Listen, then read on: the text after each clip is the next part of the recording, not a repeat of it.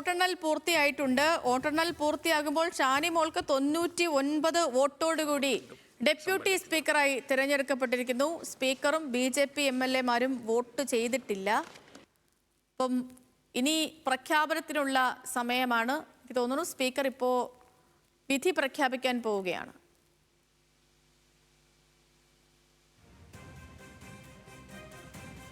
അർജുൻ രാജ് വിവരങ്ങളുമായി ചേരുന്നു. അർജുൻ,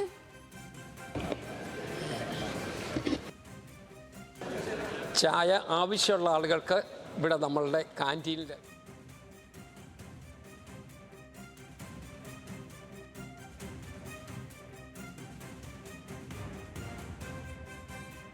അർജുൻ, അപ്പം വോട്ടെണ്ണൽ പൂർത്തിയായി. ഷാനിമോൾക്ക് 99 വോട്ടോടുകൂടി അടുത്ത ഡെപ്യൂട്ടി സ്പീക്കർ. എങ്ങനെയായിരുന്നു നടപടിക്രമങ്ങൾ നടന്നത്?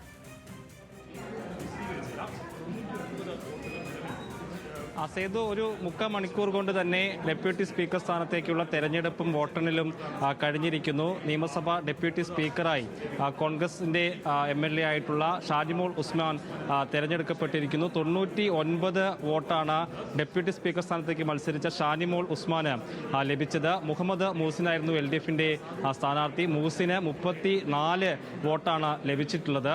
4 വോട്ടുകൾ രേഖപ്പെടുത്തിയിട്ടില്ല. അത് 3 പേർ BJP അംഗങ്ങളാണ്. തെരഞ്ഞെടുപ്പിൽ നിന്ന് വിട്ടുനിൽക്കും എന്നുള്ളതായിരുന്നു BJPയുടെ നിലപാട്. അതിന്റെ ഭാഗമായി BJP അംഗങ്ങൾ 3 പേർ വോട്ട് രേഖപ്പെടുത്തിയിട്ടില്ല. അതിനോടൊപ്പം സ്പീക്കറും വോട്ട് രേഖപ്പെടുത്തിയിട്ടില്ല. അങ്ങനെയാണെങ്കിൽ കൂടിയും UDFന് 101 വോട്ട് ലഭിക്കേണ്ടതാണ്. പക്ഷേ 2 വോട്ടുകൾ UDFന് രേഖപ്പെടുത്തിയിട്ടില്ല. LDFനാണെങ്കിൽ 35 അംഗങ്ങൾ ഉള്ളതുകൊണ്ട് തന്നെ 1 വോട്ട് LDFനും കുറഞ്ഞിട്ടുണ്ട്. ഇവർ വിട്ടുനിന്നതാണ്, അതായത് അവധിയാണോ എന്നുള്ള കാര്യത്തിൽ ഒരു വ്യക്തത വരേണ്ടതുണ്ട്. അതല്ലാതെ അസാധുവായതാണോ എന്നുള്ള കാര്യത്തിൽ ഒരു സംശയമുണ്ട്.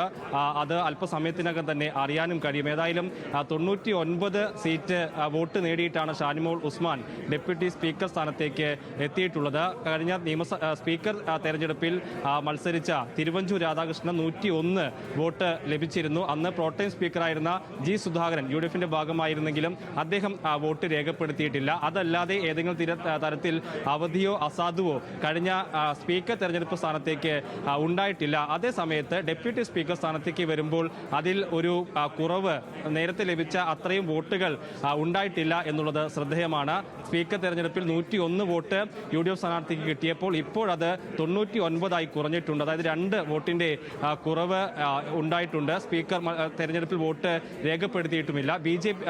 LDF സ്ഥാനാർത്ഥിയുടെ കാര്യവും സമാനമാണ്. അന്ന് മത്സരിച്ച AC മൊയ്തീന് 35 വോട്ടാണ് ലഭിച്ചത്. അതായത് 35 അംഗങ്ങളാണ് നിയമസഭയിൽ LDFനുള്ളത്. അത്രയും പേർ അന്ന് വോട്ട് രേഖപ്പെടുത്തി. പക്ഷേ ഇന്നത്തേക്ക് വരുമ്പോൾ അതിൽ 1 വോട്ടിന്റെ കുറവുണ്ട്. അങ്ങനെ കൂട്ടുകയാണെങ്കിൽ തന്നെ ഒരു 3 അംഗങ്ങൾ വോട്ട് രേഖപ്പെടുത്താതിരിക്കുകയോ അസാധുവാവുകയോ ചെയ്തിട്ടുണ്ട്. അതെങ്ങനെ സംഭവിച്ചു എന്നുള്ളത് അല്പസമയത്തിനകം തന്നെ അറിയാൻ കഴിയും. സേതു.